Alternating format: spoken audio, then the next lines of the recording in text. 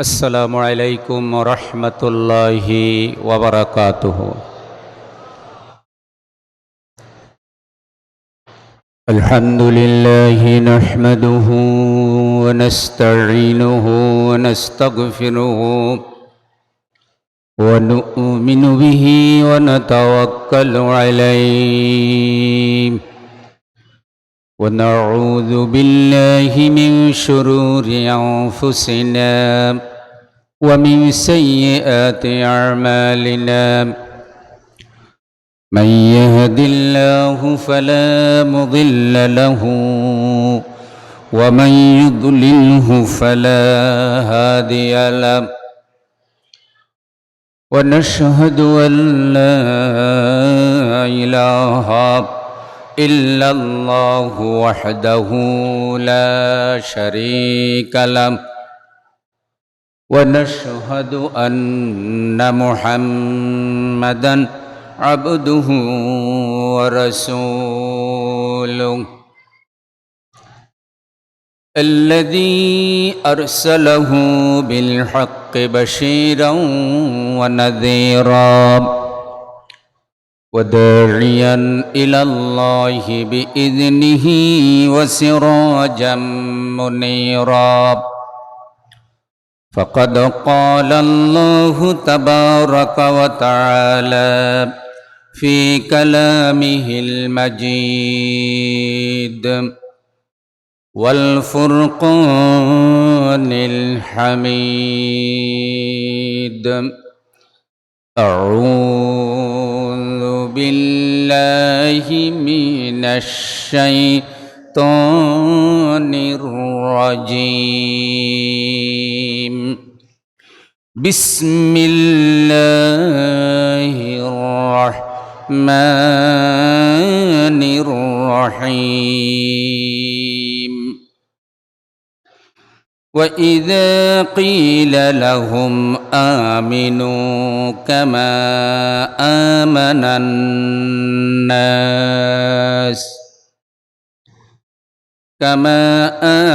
الناس قالوا أنؤمن كما آمن السفهاء ألا إنهم هم السفهاء ولكن لا يعلمون. صدق الله العظيم. اللهم صل على محمد وعلى آل محمد كما صليت على إبراهيم وعلى آل إبراهيم إنك حميد مجيد. اللهم بارك على محمد وعلى آل محمد كما باركت على إبراهيم وعلى آل إبراهيم إنك حميد مجيد. اللهم صل وسلم وبارك عليه. 19 দিন ব্যাপী 56তম আন্তর্জাতিক সিরাতুন নবী সাল্লাল্লাহু আলাইহি ওয়াসাল্লামের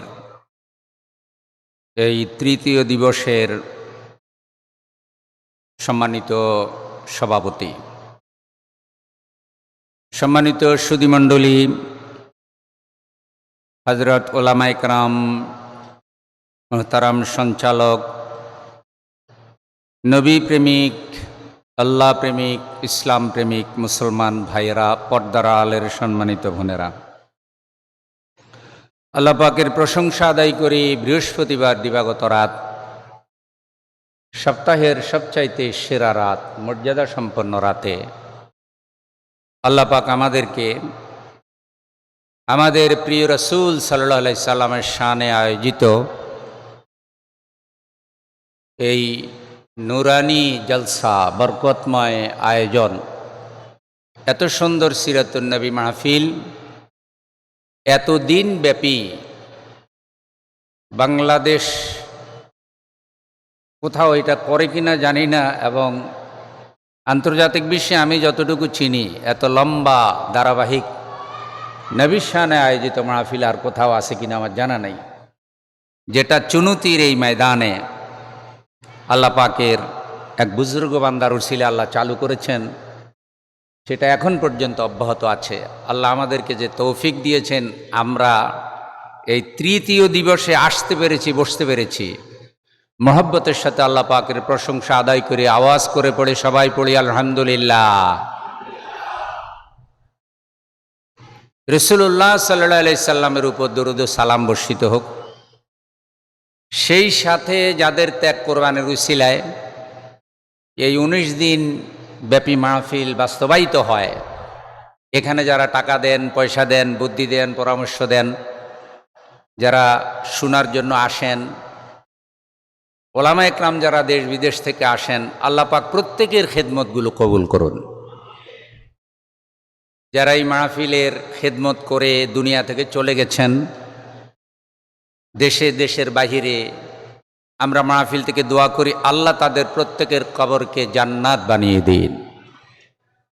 মুহতারাম হাজিরিন, খুবই গুরুত্বপূর্ণ একটা বিষয় আমাকে দেওয়া হয়েছে।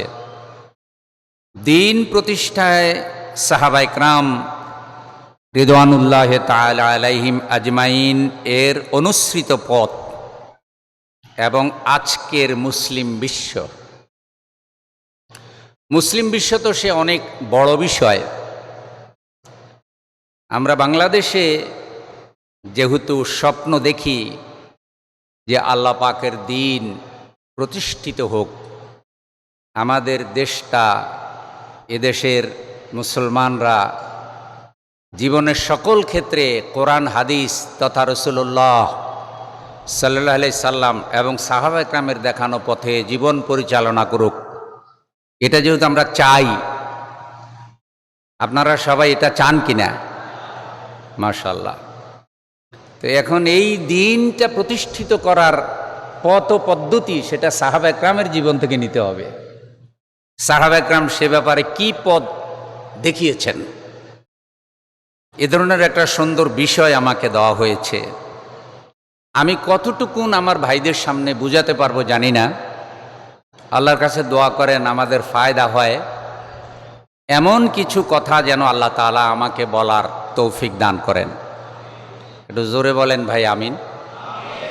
রব্বি জিদনি ইলমা রব্বি ইশরাহ লি সাদরি ওয়া ইয়াসসির লি আমরি ওয়াহলুল উকদাতাম মিন লিসানি ইয়াফকাহু কাওলি। আমিন। শুরুতে সূরা বাকারা থেকে আমি আপনাদের সামনে পড়েছি 13 নম্বর আয়াতে কারিমা। এই আয়াতে কারিমায় আল্লাহ তাআলা যে কথাটা বলেছেন সেটা হলো আল্লাহ পাকের উপরে ঈমান আনার ক্ষেত্রে সাহাবায়ে কেরাম হলেন মডেল। বলেন সুবহানাল্লাহ। সাহাবায়ে কেরাম ঈমান আনার ক্ষেত্রে মডেল, মানে সাহাবায়ে কেরাম যেভাবে ঈমান এনেছেন আমাদেরকে ওই ঈমানটা সেভাবেই আনতে হবে।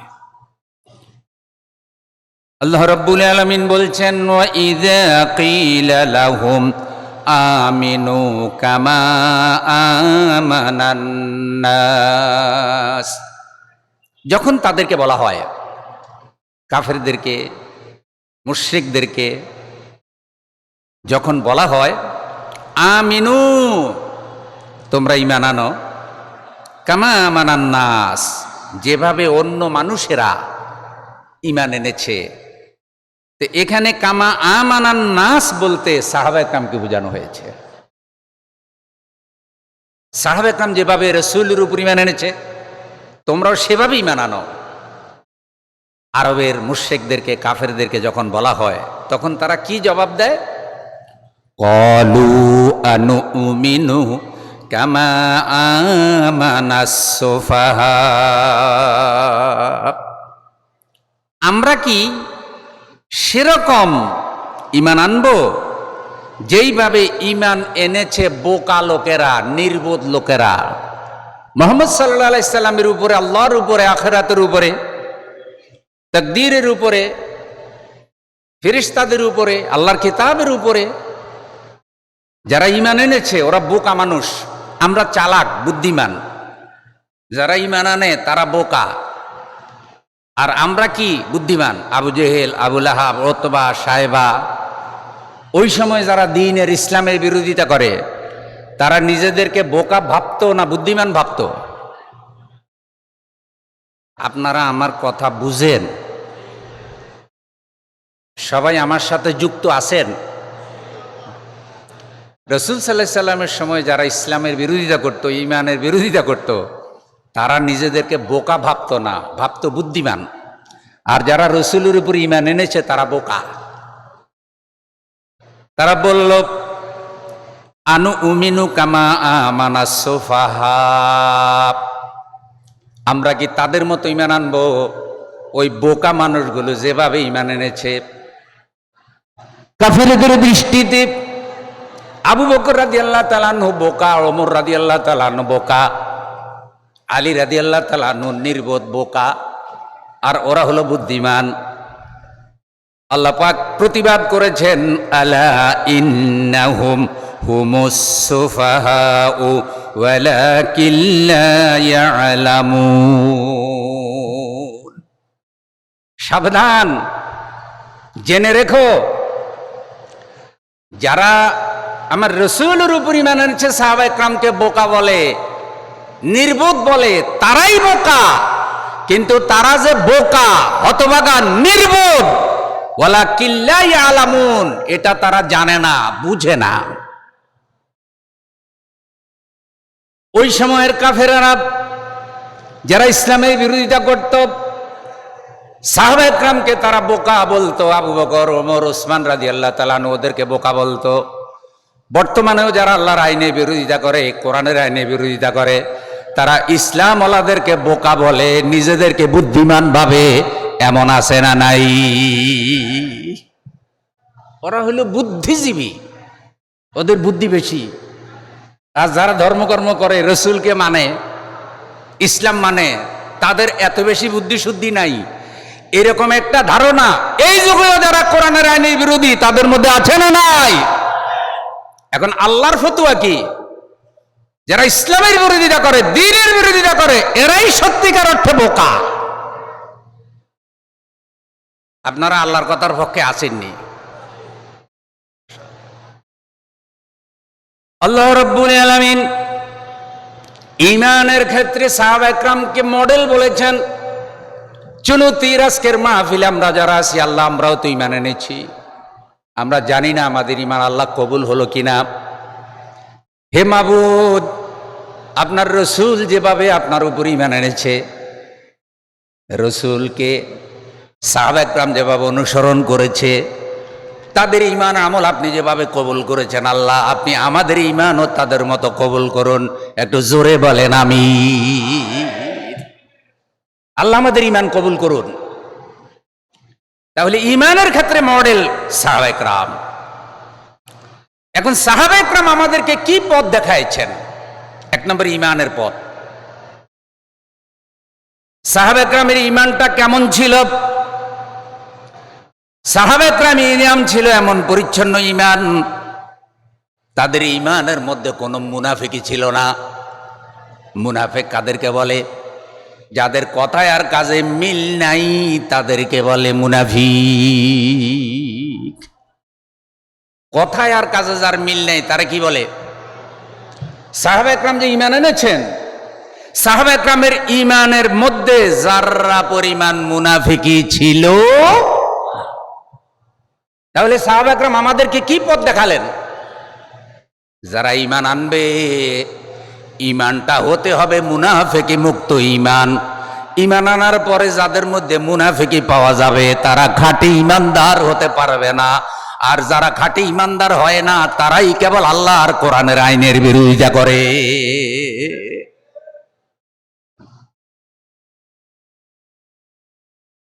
কোরআনুল কারীমে আল্লাহ রাব্বুল আলামিন বলেন, ওয়া মিনান নাসি মান ইয়াকুলু আমান্না বিল্লাহি ওয়া বিল ইয়াউমিল আখির ওয়া মা হুম বিমুমিনিন। মানুষের মধ্যে এমন কিছু মানুষও আছে যারা বলে আমরা আল্লাহর উপরে পরকালের উপরে ঈমান আনলাম, ওমা হুম বিমুমিনিন, আল্লাহ বলছে তারা ঈমানদার নয়। চুনতির এই বরকতময় দরবারে যারা আছেন আপনাদের কাছে জানতে চাই, তারা বলছে আমরা ঈমানদার, আল্লাহ বলছে তারা ঈমানদার নয়, তাহলে কথা কারটা ঠিক? সবাই মিলে বলেন। অমিনান নাসি মান ইয়াকুলু, মানুষের মধ্যে এমন কিছু মানুষ আছে যারা বলে আমান্না বিল্লাহ, আমরা আল্লাহর উপর ঈমান আনলাম, আখিরাতের উপর ঈমান আনলাম, ওমা হুম বিমুমিনিন, আল্লাহ বলেন তারা মোমেন নয়। এরা কারা? এরা হলো মুখে ঈমানের দাবি করে, ভিতরে মুনাফিকি। মুখে দাবি করে ঈমানদার, ভিতরে কি? মুনাফিকি। মুনাফিকের বৈশিষ্ট্য চরিত্র কয়টি? 3টি। কোন কোন বর্ণনায় এসেছে 4টি। ইজা হাদ্দাসা কাযাবা, কথা বললে মিথ্যা কথা বলে। শুনতেছেন নেই? মনোযোগ এদিকে আসেনি? কথা বললে কি বলে? মিথ্যা কথা বলে। মুনাফিকের 1 নম্বর চরিত্র, কথা বললে কি বলে? সবাই বলেন, কথা বললে ওয়াইজা ওয়াদা আখলাফা, ওয়াদা করলে ওয়াদা রক্ষা করে না। ওয়াইজা আতুমিনা খানা, আমানতের খেয়ানত করে। কয়টা হলো? কথা বললে মিথ্যা বলে, ওয়াদা করলে ওয়াদা রক্ষা করে না, আর আমানতের খেয়ানত করে। আরেক বর্ণনায় বলা হয়েছে ওই আপনার ঝগড়া লাগলে গালিগালাজ করে। ওয়াইজা খাসামা ফাজারা, ঝগড়া লাগলে গালিগালাজ করে। এই 4টা, যার মধ্যে এই 4টি বৈশিষ্ট্য পাওয়া যাবে। রাসূল সাল্লাল্লাহু আলাইহি সাল্লাম বলেছেন কানা মুনাফিকান খালেসা, এই লোকটা হলো ইখলাস ওয়ালা মুনাফিক। কি মুনাফিক? একজন কি সুবহানাল্লাহ কইছেনি কোন? যার মধ্যে 4টা বৈশিষ্ট্য পাওয়া যায় সে হইল একেবারে নির্ভেজাল মুনাফিক, খাঁটি মুনাফিক। কিন্তু উপরে বলে আমি ইমানদার, আমি হাজী সাহেব, আমি নামাজি, আমি টুপি মাথায় দিই, আমি কোরআন মানি, আমি মসজিদে টাকা পয়সা দেই, আমি আজমির শরীফ যাই, আমিও তো ইসলামের কাজ করি। আমি কি মুসলমান না? কিন্তু আল্লাহর কোরআনের আইনের কথা বললে, কোরআনের অর্থনীতির কথা বললে, কোরআনের সমাজনীতির কথা বললে, কোরআনের রাজনীতির কথা বললে ফেরাউন নমরুদের মতো বাধা দেয়, মিথ্যা কথা বলে, ওয়াদা রক্ষা করে না, আমানতের খেয়ানত করে, গালিগালাজ করে। যাদের মধ্যে এই বৈশিষ্ট্য পাওয়া যায় রাসূল সাল্লাল্লাহু আলাইহি সাল্লাম বলছেন এটা খাঁটি মুনাফিক, হক্কানি মুনাফিক। কি মুনাফিক? সবাই কন হক্কানি মুনাফিক। হক্কানি ভিড় যেমন আছে, হক্কানি মুনাফিকও কি? তাহলে সাহাবা একরামের ঈমান ছিল খাঁটি ঈমান, যে ঈমানের ভিতরে যাররা পরিমাণ মুনাফিকি ছিল না। কারণ যাদের মধ্যে মুনাফিকি থাকে তাদেরকে দিয়ে একামতে দ্বীনের মতো ফরজ কাজটা সম্ভব হয় না। মুনাফিক কখনো চাইবে না দ্বীন কায়েম হোক, মুনাফিক কখনো চাইবে না আল্লাহর কোরআনের নিয়ম অনুযায়ী বিচার হোক, মুনাফিক কখনো চাইবে না সব মানুষ ইসলাম অনুযায়ী চলুক। মুনাফিক চাইবে ইসলাম নিয়ে ব্যবসা করতে, ইসলামের কথা বলে মানুষকে ধোঁকা দিতে চাইবে মুনাফিক। তাইলে সাহাবা একরামের ঈমান ছিল নিফাকি মুক্ত ঈমান, মুনাফিকি মুক্ত ঈমান। আমাদের ঈমানও হবে মুনাফিকি মুক্ত ঈমান। ঈমান আনার পর মিথ্যা কথা বলবো না, রাজি? আমানতের খেয়ানত করব না, রাজি? মাশাআল্লাহ। রাসূল সাল্লাল্লাহু আলাইহি সাল্লাম যেগুলি বলেছেন, দেখেন জায়গায় জায়গায় আমানতের খেয়ানত আছে। রাসূল সাল্লাল্লাহু আলাইহি সাল্লাম বলেছেন লা ঈমান লিমান লা আমানাতা লাহু, যেই লোকটা আমানতের খেয়ানত করে তার ঈমান হয় না। আমানত হলো হকুল এবার সংক্রান্ত আমানত, বান্দার হক নষ্ট করা, এটা আমানতের খেয়ানত। হকুল্লাহ সংক্রান্ত আমানত, আল্লাহর হক নষ্ট করা। দেখেন মানুষ পৃথিবীতে আল্লাহর বিধিবিধান মেনে চলবে। আল্লাহ কোরআনুল কারীমে যত আইন কানুন বিধিবিধান দিয়েছেন এ সব আইন কানুন বিধিবিধানকে আল্লাহ আমানত বলেছেন, এবং আল্লাহ বলেছেন কোরআনের মতো এই দামি আমানত পাহাড়কে দিতে চেয়েছি, পাহাড় রাজি হয় নাই। আসমান জমিন এই বিশাল আমানতের বোঝা বহন করতে রাজি হয় নাই। সেটা আমি মানুষের জন্য সহজ করেছি। হাফেজে কোরআন, কোরআন হেফজ করে, কোরআন বহন করে। তাহলে কোরআন, কোরআনের আইন কানুন, কোরআনের বিধিবিধান আল্লাহর দেওয়া আমানত। যারা কোরআনের শাসনের বিরোধিতা করে তারা আল্লাহর আমানতের খেয়ানতকারী।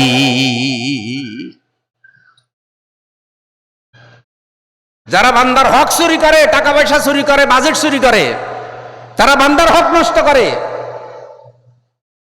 যে ভাই তার বোনকে অধিকার থেকে বঞ্চিত করে, সম্পত্তির মালিকানা থেকে বঞ্চিত করে, সে আমানত নষ্ট করে। যেই বাবা তার সন্তানদেরকে বঞ্চিত করে, এক সন্তানকে বঞ্চিত করে আরেক সন্তানকে সব সম্পদ লিখে দেয়, এমন বাবাও আছে না নাই? একজনকে বেশি দেয়, একজনকে কম দেয়, একজনকে বঞ্চিত করে বিভিন্ন কারণে, সন্তানের মধ্যে অবিচার করে। বিশ্লেষণ করলে এখানে সময় যাবে, কিন্তু বুঝাতে চাইলাম সাহাবা একরামের ঈমানে মুনাফিকি ছিল না, আমাদের ঈমানেও যেন কোনো মুনাফিকি না থাকে। রাজি আছি? কারা কারা রাজি? আল্লাহর হাত উঠায় দেখাই। নারায়ে তাকবীর, নারায়ে তাকবীর। আচ্ছা, আল্লাহর কোরআনের উপর ঈমান আনছি পুরাপুরি না অর্ধেক? ঈমানের যে কয়টা মৌলিক বিষয় তার মধ্যে অন্যতম হলো আল্লাহর কিতাব সমূহের উপর ঈমান। তো আল্লাহর কিতাব সমূহের মধ্যে বর্তমানে আমাদের কাছে আছে কোরআনুল কারীম। কোরআনুল কারীম কার কালাম? সবাই বলেন কার কালাম? তো কোরআনুল কারীমের উপর ঈমান আনা ফরজ। এখন আপনি যখনই বললেন আমানতু বিল্লাহি ওয়া মালাইকাতিহি ওয়া কুতুবিহি, আল্লাহর কিতাব সমূহের উপর ঈমান আনলাম, তাহলে কোরআনুল কারীমে যত আইন কানুন বিধিবিধান আছে, কোরআনের উপর ঈমান আনার পরে ওই আইন কানুন বিধিবিধানের আর বিরোধিতা করার কোনো সুযোগ ওই ব্যক্তির আছে যে ব্যক্তি কোরআনকে পুরোপুরি বিশ্বাস করে? হ্যাঁ, তাহলে বোঝা গেছে যখন কোরআনের উপর ঈমান আনার দাবি করে কিন্তু কোরআনের আইন কানুন মানে না, তখন বোঝা যায় কথায় আর কাজে তার মিল নাই, সে আল্লাহর কোরআনের সাথেও মুনাফিকি করে। এগুলি সাহাবীদের শিক্ষা না। মুখে মুখে বললে হবে না আমরা সাহাবীকে ভালোবাসি, মুখে মুখে বললে হবে না যে অমুক সাহাবা একরামকে মানে না, মেয়ার হক মানে না, অমুক ইসমতে আম্বিয়া স্বীকার করে না। এই কথা আগে কিছু হুজুরেরা বলতো, কিছুদিন আগে সংসদেও কেউ কেউ এই কথা বলেছে। যারা এই কথা বলেছে তাদের কাছে দাবি করি, আপনি যদি সাহাবা একরামকে মানেন, আপনি যদি নবীদেরকে মানেন, কারো দরকার নাই সংসদে আল্লাহর কোরআনের আইন পাশ করে কোরআন অনুযায়ী দেশটা চালান। ভাই, কোরআন কি কোনো দলের নেই? আমার ভাষা বুঝলে জবাব দিবেন। কোরআন কি কোনো দলের? নবী কি কোনো দলের? ইসলাম কি কোনো দলীয় ইসলাম? আল্লাহ কি কোনো দলের? সাহাবী কি বাংলাদেশের কোনো দলের, বিশেষ দলের সাহাবী? তো অন্যরা সাহাবী মানে না, সাহাবী বিদ্বেষী এই অভিযোগ দেন। তাহলে আপনারা যদি সাহাবী প্রেমিক হন, আপনারা সবাই ঐক্যবদ্ধ হইয়া সাহাবা একরামের দেখানো কোরআনের সে আদর্শ প্রতিষ্ঠিত করেন, কিন্তু নিজে করবেন না। যারা আল্লাহর কোরআন প্রতিষ্ঠিত করতে চায় তাদেরকে সাহাবী বিদ্বেষী বলে অপবাদ দিবেন, এটা তো মুনাফিকি চরিত্র। নিজেদের খেলাফত প্রতিষ্ঠার কোন কর্মসূচি নাই। আমার কথা বুঝতে কোনো অসুবিধা হয়নি?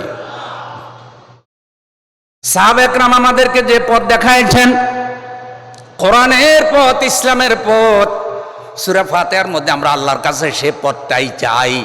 সবাই আমার সাথে পড়েন, ইহদিনাস সিরাতাল মুস্তাকিম সিরাতাল্লাযীনা আন'আমতা আলাইহিম গায়রিল মাগদুবি আলাইহিম ওয়ালাদ-দাল্লিন। জোরে বলেন আমিন। ইহদিনাস সিরাতাল মুস্তাকিম, আল্লাহ আমাদেরকে সহজ সরল পথ দান করুন। আচ্ছা, সহজ সরল পথ কোনটা?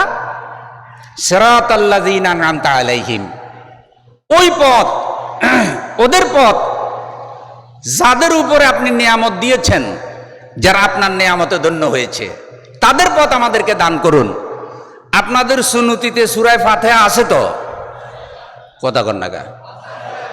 সূরা ফাতিহার মধ্যে আয়াতটা আছে, ইহদিনাস সিরাতাল, আমাদেরকে সোজা রাস্তা দান করুন, সহজ রাস্তা দান করুন। তো যেটা সোজা রাস্তা, সহজ রাস্তা, সেটাই তো সাহাবা একরামের রাস্তা। কি বলেন? সেটা কাদের পথ? সিরাতাল্লাযীনা আন'আমতা আলাইহিম, যাদের প্রতি আপনি অনুগ্রহ করেছেন, যাদেরকে নিয়ামতে ধন্য করেছেন, তারা কারা? তারা নবী, সিদ্দিক, শহীদ, রাসূল সাল্লাল্লাহু আলাইহি সাল্লামের সাহাবীরা। গায়রিল মাগদুবি আলাইহিম ওয়ালাদ-দাল্লিন, একটু জোরে বলেন আমিন।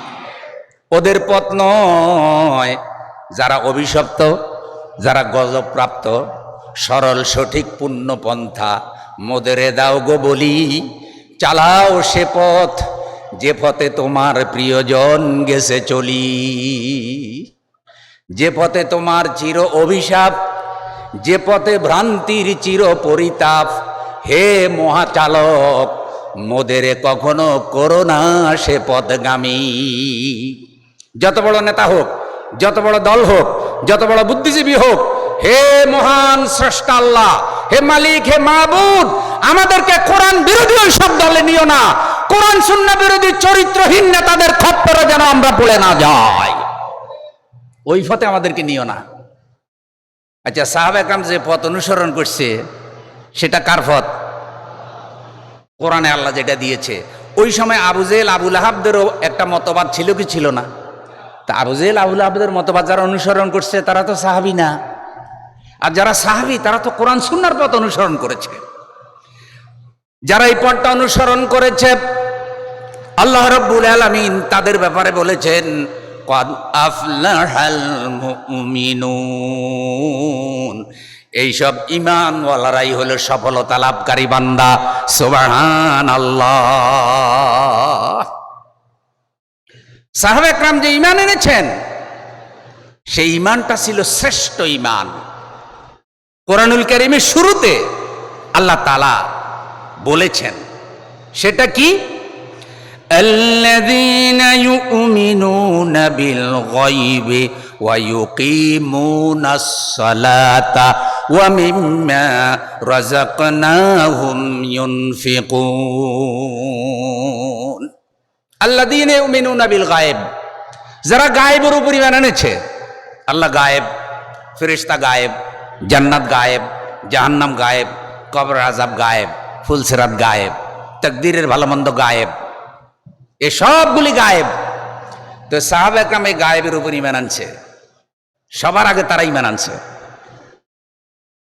আল্লাহ রাব্বুল আলামিন বলছেন ওয়া ইউকিমুনাস সালাত, ঈমান আনার পরেই নামাজ তারা নামাজ কায়েম করেছে। ওয়া মিম্মা রাযাকনাহুম ইউনফিকুন, আর আমি আল্লাহ তাদেরকে যে রিজিক দিয়েছি, সম্পদ দিয়েছি, টাকা পয়সা দিয়েছি, রিজিক দিয়েছি, হায়াত দিয়েছি, ধন দৌলত দিয়েছি, এখান থেকে তারা খরচ করেছে। সুবহানাল্লাহ। এই কোয়ালিটিতে সাহাবা একরাম এক নম্বর। নারায়ে তাকবীর। সাহাবা একরাম কয় নম্বর? তাদের আমল, তাদের ঈমান, এটার উপর আল্লাহ পাক খুশি হয়েছেন। এবং আল্লাহ পাক বলছেন উলাইকা আলা হুদাম মির রাব্বিহিম ওয়া উলাইকা হুমুল মুফলিহুন। আমার এই বান্দাগুলি আমার পক্ষ থেকে হেদায়েত প্রাপ্ত। উলাইকা আলা হুদাম মির রাব্বিহিম, তাদের রবের পক্ষ থেকে তারা হেদায়েত প্রাপ্ত। এই হেদায়েত প্রাপ্ত যারা, তারা আল্লাহ রাসূল সাল্লাল্লাহু আলাইহি সাল্লামের সাহাবী। সুবহানাল্লাহ বলেন। পর্যায়ক্রমে অন্যেরা, সাহাবীদের পরে, তারপরে আমাদের স্তর তো বহু নিচে, প্রায় ১৫০০ বছর পরে আমরা আসছি। প্রিয় ভাইয়েরা আমার, এই ঈমানের কারণে সাহাবা একরামকে আল্লাহ তাআলা সফল করেছেন। এবং আল্লাহ তাআলা বলছেন হেদায়েত প্রাপ্ত এবং তারা সফল। আল্লাহ আমাদেরকে সেই সাহাবীওয়ালা ঈমান, সাহাবীওয়ালা চরিত্র দান করুন। একটু সবাই বলেন আমিন। দেখেন, সাহাবীদের ঈমানের আরেকটা বৈশিষ্ট্য ছিল, রাসূল সাল্লাল্লাহু আলাইহি সাল্লামকে তারা সবচাইতে বেশি ভালোবেসেছে। এমনকি নিজেদের জীবনের চাইতেও আল্লাহর রাসূলকে তারা সবচাইতে বেশি ভালোবেসেছে। সুবহানাল্লাহ নাই? আমরা রাসূল সাল্লাল্লাহু আলাইহি সাল্লামকে সবাই ভালোবাসি? কেমনে প্রমাণ হবে? কিভাবে প্রমাণ করবেন? রাসূল সাল্লাল্লাহু আলাইহি সাল্লাম তো এখন দৈহিকভাবে আমাদের মধ্যে নাই, কিন্তু রাসূলুল্লাহ সাল্লাল্লাহু আলাইহি সাল্লামের পুরো আদর্শ আমাদের কাছে আছে না নাই? রাসূলের পুরো আদর্শ আছে। রাসূল সাল্লাল্লাহু আলাইহি সাল্লামের আদর্শটা কি? রাসূল সাল্লাল্লাহু আলাইহি সাল্লামের চরিত্রটা কি? আম্মা জান আয়েশা রাদিয়াল্লাহু তাআলা আনহা অতি অল্প কথায় জবাব দিয়েছেন, কানা খুলুকুহুল কোরআন, কানা খুলুকুহুল কোরআন। কোরআনের চরিত্রই হলো রসুলের চরিত্র। একটু বলেন না সুবহানাল্লাহ। কোরআনের চরিত্র যদি রসুলের চরিত্র হয়, তাহলে সাহাবা একরামের চরিত্র তো কোরআনের চরিত্র। কারণ সাহাবা একরাম চরিত্র শিখছে মুহাম্মদুর রাসূলুল্লাহ সাল্লাল্লাহু আলাইহি সাল্লাম থেকে।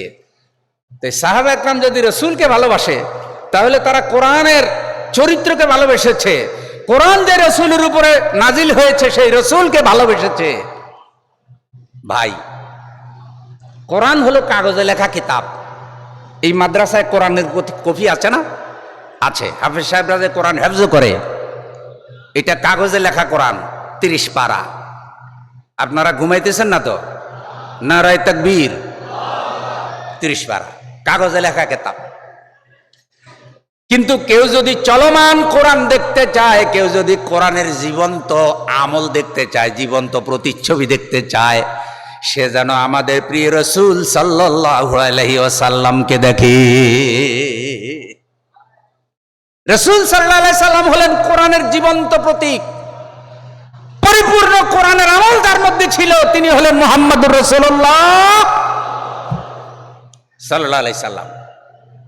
এখন সেই রাসূলের চরিত্র যদি কোরআনের চরিত্র হয়, সেই রাসূলের চরিত্র যদি সাহাবা একরামের চরিত্র হয়, তাহলে রাসূলের উম্মত হিসাবে সাহাবা একরামকে আমরা ভালোবাসি, ঈমানের মডেল মনে করি।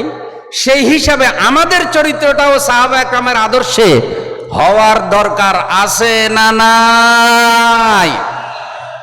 এবার আপনাদেরকে একটা প্রশ্ন করি। বাংলাদেশে এখন যত সমস্যা, চুরি, ডাকাতি, খুন, রাহাজানি, ইফটিজিং, দুর্নীতি, সন্ত্রাস, চাঁদাবাজি, আসেনি এগুলি? এগুলি কি কারণে হইতেছে? কোন তো অভাবের কারণে না চরিত্রের কারণে? স্বাস্থ্যের কারণে না চরিত্রের কারণে? আমাদেরকে তো বুঝানো হয় স্বাস্থ্যই সকল সুখের মূল। একথা আপনারা শুনেন নাই? পড়ানো হয় না স্বাস্থ্যই সকল সুখের? আচ্ছা, আপনারা বলেন তো আসলে কি? স্বাস্থ্য খারাপ ভালো হইলে, চরিত্র যদি খারাপ হয়, তাহলে সুখ পাওয়া যায় নাকি? বর্তমানে যারা চুরি, সন্ত্রাস, ডাকাতি, খুন, রাহাজানি, সুদ, ঘুষ খায়, ওদের স্বাস্থ্য তো একেবারে কি না, খারাপ না। কথা বলেন। তাইলে সুখের মূল হইলে তো দেশে তো শান্তি থাকার কথা, কারণ দেশে বহু মানুষ স্বাস্থ্য ভালো আছে। আপনারা যারা এখানে আছেন, কিছু রোগ থাকলেও তো শরীরটা কি আছে, ভালো আছে। কোন আলহামদুলিল্লাহ। তাহলে খারাপ কে? খারাপ হলো চরিত্র। চরিত্র যাদের কোরআন হাদিসের বাহিরে চলে যায়, চরিত্র যখন সাহাবা একরাম থেকে উল্টা হয়ে যায়, তখন ওই লোকগুলারে দিয়া সমাজে শান্তি আসে না, রাষ্ট্রে শান্তি আসে না, মসজিদেও শান্তি আসে না। কোরআন হাদিসের উল্টা চরিত্রের লোক যদি মসজিদের নেতা হয়, ওই নেতার কারণে মসজিদেও শান্তি আসে না। তাহলে সাহাবা একরাম রসুলকে ভালোবাসছে। রসুল ছিলেন কোরআনুল কারীমের ধারক বাহক, প্রচারক। আমরা সাহাবা একরামকে ভালোবাসবো আদর্শের কারণে, ঈমানের কারণে, নৈতিকতার কারণে। যাদের মধ্যে সাহাবা একরামের উল্টা চরিত্র পাওয়া যাবে, আমরা তাদেরকে ভালোবাসবো। আমার এই কথার সাথে একমত? ঠিক আছে। আল্লাহ সবাইকে আমল করার তৌফিক দান করুন। এবার একটা হাদিসের মেসেজ শুনেন। হাদিসের মেসেজ কিরকম? রাসূল সাল্লাল্লাহু আলাইহি সাল্লাম বলেন, আমার উম্মতের মধ্যে দল হবে 73টা। কয়টা? আরো জোরে, আরো জোরে। এ দল হইব কাফেরদের মধ্যে না মুসলমানদের মধ্যে? যারা রসুলের উম্মত দাবি করবে, তাদের মধ্যে কয়টা দল হবে? এখন রাসূল সাল্লাল্লাহু আলাইহি সাল্লাম বলছেন, একটা দল জান্নাতি, আর সব জাহান্নামে যাওয়াই লাগবে। ইচ্ছাই হোক আর অনিচ্ছাই হোক, জাহান্নামে থাকতেই হবে। কিছু জাহান্নামের আযাব ভোগ না করিয়া, আল্লাহর সন্তুষ্টি ছাড়া, রেজামন্দি ছাড়া কোনোভাবেই জাহান্নাম থেকে বাইরে হওয়ার কোনো সুযোগ। তাহলে জাহান্নামে যাওয়ার দল কয়টা? 72টা। আর জান্নাতে যাওয়ার দল কয়টা? ফিরকা হায় নারী হাফতা দো দোদা, ফেরকা নাজি হামি এক ফেরকা খা। নাজাদের ফেরকা একটা, জাহান্নামের ফেরকা 72টা। এখন কোনটা জান্নাতি রাসূল সাল্লাল্লাহু আলাইহি সাল্লামের কাছে সাহাবীরা জানতে চাইলেন। রাসূল সাল্লাল্লাহু আলাইহি সাল্লাম বললেন, মা আনা আলাইহিল ইয়াউমা ওয়া আসহাবি। আজকের দিনে আমি এবং আমার সাহাবীরা যেখানে আছি, যেই তরিকার উপরে আছি, যে আদর্শের উপরে আছি, আমি এবং আমার সাহাবীরা যারা এই আদর্শের উপরে থাকবে তারাই নাজাতের দল। আর এই আদর্শ যারা ছেড়ে দেবে তারা জাহান্নামের দল, কোনো সন্দেহ নাই। চুনতির ভাইয়েরা, আমার কথা বুঝা যায়নি ভাই? আমি আধা ঘন্টা কথা বলি, 40 মিনিট কথা বলি, যাই বলি বুঝাই দেওয়ার দায়িত্ব আমাদের। হেদায়েতের মালিক কে? তাহলে যেই দল, যেই নেতা রাসূলের আদর্শের উপরে থাকবে, যেই দলের গঠনতন্ত্র কোরআন হাদিস অনুযায়ী হবে, যেই দলের বক্তব্য, যেই দলের আহ্বান কোরআন হাদিসের দিকে হবে, ইসলামের দিকে হবে, তারাই নাজাতের দল। আর যত বড় দলই হোক, যদি সেটা কোরআন হাদিসের উপরে না থাকে, রাসূল এবং সাহাবা কেরামের আদর্শের উপরে না থাকে, এটা হাজী সাহেবের দল হোক, নামাজির দল হোক, যত বড় দাঁড়িওয়ালা জুব্বাওয়ালা দলই হোক, সে জাহান্নামে যাওয়া লাগবে। কারণ তার মধ্যে আল্লাহ এবং রাসূলের কোন আদর্শ।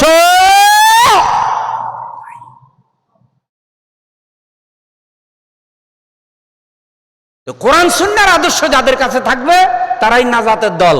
কথা বলেছেন মুহাম্মদুর রাসূলুল্লাহ সাল্লাল্লাহু আলাইহি ওয়াসাল্লাম। প্রিয় ভাইয়েরা আমার, সাহাবা একরাম আমাদেরকে আরেকটা পথ দেখাইছেন, শিক্ষা এমন দিয়েছেন। সেই শিক্ষা হলো শুধু ঈমান আনছি এ কথা বললেই হবে না, ঈমানের সাথে আমলও থাকা লাগবে। ঈমানের সাথে কি লাগবে? সবাই বলেন আরো জোরে। ঈমানের সাথে আমল লাগবে। বাতি আছে, আলো নাই, চোখ আছে, দেখে না, এই চোখের কোনো দাম? এখন বাতি আছে কিন্তু আলো নাই, এ বাতির কোনো দাম? তো ঈমান আছে কিন্তু আমল নাই। এখন খাঁটি ঈমান যদি থাকে, তাওহীদ একেবারে খাঁটি ঈমান, যে ঈমানের মধ্যে যাররা পরিমাণ কোনো শিরিক নাই, আল্লাহ যদি সেই ঈমান পছন্দ করেন, কবিরা গুনার কারণে বিভিন্ন কারণে সে জাহান্নামে চলে গেলেও আল্লাহ কোনো না কোনো এক পর্যায়ে তাকে জাহান্নামের শাস্তি থেকে মুক্ত করতে পারেন। শুনতেছেন নি? কিন্তু ঈমান খাঁটি হওয়া লাগবে। কিন্তু পুরোপুরি যদি জান্নাতে যাইতে হয় মর্যাদার সাথে, তাহলে ঈমানের সাথে আমল লাগবে। সাহাবা একরাম যেটা ঈমান এনেছেন সেটা পুরোপুরি আমল করেছেন। রাসূল সাল্লাল্লাহু আলাইহি সাল্লাম যেটা ঈমান এনেছেন সেটা পুরোপুরি আমল করেছেন। আমাদের দেশে ঈমান আলী আছে, মগর আমল কয় হুজুর আমার ঈমান কোনো কালে নষ্ট হবে না। কেন নষ্ট হবে না? কয় আমার বাবা মানে নাম রাখছি ঈমান আলী, আমার আর ঈমান যাবে কেমনে কোন? তাহলে ঈমান আলীর সাথেও ঈমানের আমলের মিল কি লাগবে? এখন শুনেন আল্লাহ কি বলেন। আল্লাহ রাব্বুল আলামিন বলেন, ইন্নাল্লাযীনা আমানু ওয়া আমিলুস সালিহাতি কানাত লাহুম জান্নাতুল ফিরদাউসি নুজুলা। যারা ঈমান এনেছে, নেক আমল করেছে, আমি আল্লাহ তাদের জন্য ফেরদাউস নামক জান্নাত রেখে দিয়েছি। বলেন সুবহানাল্লাহ। ফেরদাউস নামক জান্নাত কাদের জন্য? যারা শুধু ঈমান এনেছে তাদের জন্য না, যারা শুধু আমল করেছে তাদের জন্য না। জীবনের কোনো আমল কবুল হবে না ঈমান ছাড়া। আর ঈমানের আসল নূর প্রকাশ পাবে না, মর্যাদা পাবে না আমল ছাড়া। ঈমান হলো গায়েব, আমল হলো হাজির। ঈমান হলো বীজ, আমল হলো গাছ। আমল দেখা যায়, ঈমান দেখা যায় না। আপনি নামাজ বিশ্বাস করেন, নামাজ পড়লে নামাজ দেখা যাবে। আপনি যাকাত বিশ্বাস করেন, যাকাত দিলে যাকাত দেখা যাবে। আমলটার বাহ্যিক রূপ আছে, বিশ্বাসটা ঈমান, বিশ্বাসটা অন্তরে থাকে। অন্তরে বিশ্বাস করা, মুখে স্বীকার করা, সে অনুযায়ী আমল করা, এই তিন জিনিসের নাম ঈমান। বলেন অন্তরে বিশ্বাস করা, সবাই বলেন অন্তরে বিশ্বাস করা, মুখে স্বীকার করা, সে অনুযায়ী আমল করা, এই তিন জিনিসের নাম কি? এখন অন্তরে বিশ্বাস করে কোরআন আল্লাহর কিতাব, মুখে স্বীকার করে আমি কোরআন বিশ্বাস করি। এখন আপনারা বলেন খতমে তারাবি যখন হয়, হাফেজরা তারাবিতে কোরআন খতম করে, মুসল্লিরা কোরআন শুনে, অনেক বড় বড় নেতারাও খতমে তারাবি রমজান মাসে পড়েনি। কতক্ষণ না সারা বছর নামাজ না পড়লেও রমজানে কিন্তু মুসল্লি কি মসজিদে জোয়ার উঠে। অবশ্য পুরা রমজান মাস থাকে না, রমজানের প্রথম 10 দিন জোয়ার বেশি, আস্তে আস্তে ভরে জোয়ার কি কমে যায়। এখন কোরআনে আয়াত বলছে, কি আয়াত? আহাল্লাল্লাহুল বাইআ ওয়া হাররামার রিবা। আল্লাহ ব্যবসাকে হালাল করেছেন, সুদকে হারাম করেছেন। ব্যবসা হালাল, সুদ হারাম। আইন এটা কার? নাকি কোনো দলের আইন, নাকি কোনো নেতার আইন, নাকি সুনতির শাহ সাহেব রহমতুল্লাহ আলাইহির আইন? আইন এটা কার? উনি বিশ্বাস করে, উনি খতমে তারাবিতে শুনে সওয়াব নেয়, কিন্তু মসজিদ থেকে বাইর হইয়া সুদের অর্থনীতি বন্ধ করিয়া জাকাতের অর্থনীতি চালু করে না, এমন ইমানদারও আছে না? না, তাহলে ইমানের সাথে আমলের মিলয় নাই। বুঝা যায়নি ভাই কথা?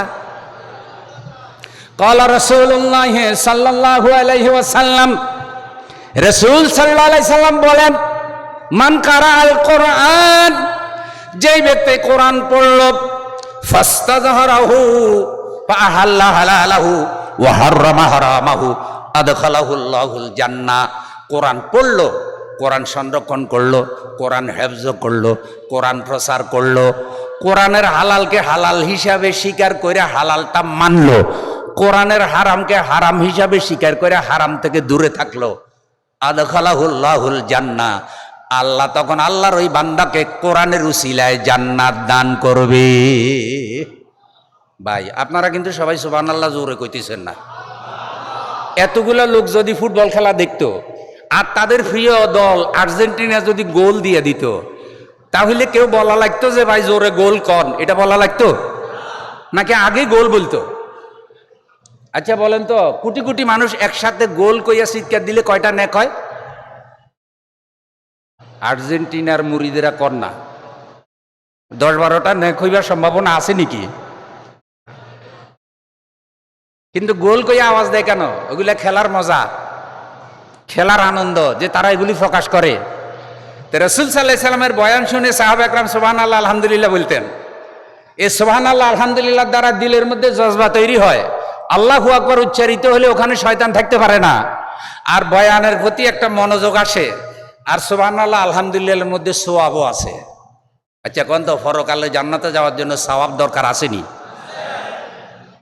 রাসূল সাল্লাল্লাহু আলাইহি সাল্লাম বলেন, ওয়া সুবহানাল্লাহ ওয়ালহামদুলিল্লাহ তামলাআনে আও তামলাউ মা বাইনাস সামাওয়াতি ওয়াল আরদ। হুজুরের যে উম্মত সুবহানাল্লাহ আলহামদুলিল্লাহ বলবে, আল্লাহ হুজুরের উম্মতের জন্য আসমান থেকে শুরু করে জমিন পর্যন্ত এই খালি জায়গাটা সওয়াব দিয়া পরিপূর্ণ করে দেবে। এবার জোরে বলেন সুবহানাল্লাহ, দুই হাত উঁচু করে বলেন আলহামদুলিল্লাহ। জীবনের সবচাইতে বড় স্লোগান এখন দিতে হবে, নারায়ে তাকবীর। মুজাহিদের মতো আওয়াজ দিতে হবে, নারায়ে তাকবীর। আল কোরআনের আলো, আল হাদিসের আলো, কোরআন হাদিস যেখানে, লিল্লাহি তাকবীর। মাশাআল্লাহ, তাকবীরের আওয়াজ যেখানে হয় সেখানে শয়তান আসার সম্ভাবনা। শয়তান কিন্তু হেভি টেনশনে যে 19 দিন ব্যাপী সিরাতুন নবী মাহফিল হইতেছে আর মানুষ কোরআন হাদিসের বয়ান শুনে জান্নাতে যাইতেছে, এটা শয়তানের জন্য হেভি লস। শয়তান দুই প্রকার, একটা জিন শয়তান, একটা মানুষ শয়তান। জিন শয়তানে কোরআনের মাহফিল পছন্দ করে না, আর কিছু মানুষ শয়তানও আছে তারাও রাসূলের সিরাতের মাহফিল পছন্দ করে। আল্লাহ দুইও শয়তান থেকে আমাদের হেফাজত করো, জোরে বলেন। তাহলে কোরআনের উসিলায় জান্নাত কখন পাওয়া যাবে? কোরআন হলো রাসূল সাল্লাল্লাহু আলাইহি সাল্লামের চরিত্র, রাসূল সাল্লাল্লাহু আলাইহি সাল্লামের আদর্শ, সাহাবা একরামের আদর্শ কোরআন। সাহাবা একরাম রাসূল থেকে আদর্শ শিখেছেন, চরিত্র শিখেছেন, ঈমান শিখেছেন, আমল শিখেছেন। এ কারণে সাহাবা একরামের মর্যাদা এত বেড়ে গেছে, এত বেড়ে গেছে। আল্লাহ তাআলা কোরআনুল কারীমে বলেন, রাদিয়াল্লাহু আনহুম ওয়া রাদু আন যালিকা লিমান খাশিয়া রাব্বাহ। রাদিয়াল্লাহু আনহুম ওয়া রাদু আন, আল্লাহ রাব্বুল আলামিন তাদের ঈমান এবং আমলের উপরে খুশি, তারাও আল্লাহকে রব হিসাবে পেয়ে খুশি। যালিকাল ঈমান খাশিয়া রাব্বা, আল্লাহর সন্তুষ্টি, আল্লাহর মহব্বত, আল্লাহর ইহসান, আল্লাহর দেওয়া জান্নাত ওরাই পাবে যারা আল্লাহকে রাজি খুশি করাতে পেরেছে, যারা আল্লাহকে ভয় করেছে, ভয় করে আল্লাহর উপর ঈমান এনেছে। একটু জোরে বলেন সুবহানাল্লাহ। তাহলে তো আল্লাহ তাদের ঈমানের উপরে খুশি হয়েছে, এবং তাদের ঈমানের উপরে খুশি হয়ে আল্লাহ তাআলা তাদেরকে জান্নাত দিয়েছেন সাহাবা একরামকে। তো সাহাবা একরাম যা বিশ্বাস করছে তা আমল করছে। এখন আপনারা আমারে বলেন, কোরআন যেটা হালাল বলবে সেটা হালাল, কোরআন যেটা হারাম বলবে সেটা কি? হ্যাঁ, এটা কিন্তু সাহাবা একরামের শিখানো আদর্শ। এখন আপনারা কন, দুধ খাওয়া কি কথা? আমি কি কঠিন কথা জিজ্ঞাসা করলাম? দুধ দুধ দুধ খাওয়া হালাল, মদ খাওয়া কি? হ্যাঁ, বুঝতে পারতেছেন। মদ যে হারাম এটা কে বলেছে? দুধ যে হালাল এটাও কার আইন? আপনারা কি দুধ খাবেন না মদ খাবেন? আচ্ছা বলেন তো, আমাদের বাংলাদেশে মদ খায় এমন কিছু আছে না নাই? শুধু মদ খায় না, মদ ফ্যান্সি ডিলের ব্যবসা করে হজে চলে গেছে। মদের টাকা মসজিদই দিতেছে, মদের ব্যবসার টাকা। বিসমিল্লাহ, কিও ফ্যান্সি ডিলের ব্যবসার টাকা মসজিদে দিলেন কেন? কয় ফ্যান্সি ডিলের ব্যবসা করে যা গুনাহ হয় ওই গুনাহগুলা কিছু মাফ করানোর জন্য আল্লাহর ঘরে কিছু দিতেছি। কি বলেন? এইভাবে দিলে মদের ব্যবসার টাকা হালাল হবে নি? আচ্ছা আপনারা বুকে হাত দিয়ে বলেন তো, আমাদের দেশে মুসলমান বেশি না সংখ্যায়? 90% মুসলমানের দেশ। তা আল্লাহ বলছে মদ পুরোপুরি হারাম। আমাদের দেশে সরকারি প্রতিষ্ঠান যেটা আছে সেটা হলো মাদক নিয়ন্ত্রণ অধিদপ্তর। নিয়ন্ত্রণ মানে কন্ট্রোলে রাখি খাও। যেটা হারাম এটা কন্ট্রোলে রেখে খাওয়া যায় যাচ্ছেনি? আপনারা ঘুমাইতেছেন নি কোনো? যেটা হারাম সেটা কন্ট্রোলে রেখে খাওয়া যায় যাচ্ছে? তাইলে আমাদের নামের মধ্যে ভেজাল। আল্লাহ বলছে মদ নির্মূল, আমরা বলতেছি মাদক নিয়ন্ত্রণ। এই মাদক নিয়ন্ত্রণ অধিদপ্তরের সাথে যারা জড়িত, প্রতি বছর বিশ্ব মাদক মুক্ত দিবস পালন করে, এবং তরুণ তরুণী ছাত্রছাত্রী কেউ যেন মদ নেশা না করে এই জন্য নাটক, সিনেমা, গান বাজনা, হারমোনি, একতারা দোতারা বাজাইয়া বাজাইয়া যুবকদেরকে বুঝায় যেন তারা কেউ নেশা না করে। এরকম শিল্পী আছে না? কিন্তু বাস্তবতা হইলে বহু শিল্পী আছে তারা মদ না খাইলে সুর বাহির হয় না। যে লোকটা দুর্নীতি করে সে দাঁড়াইয়া ওয়াজ করে, খবরদার কেউ দুর্নীতি করতে পারবেন না।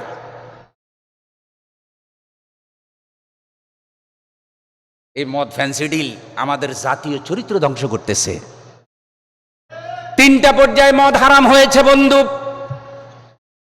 সর্বশেষ যখন আল্লাহ তাআলা মদ হারাম করে দিলেন, কারো ঘরে মদ পাওয়া যায় নাই।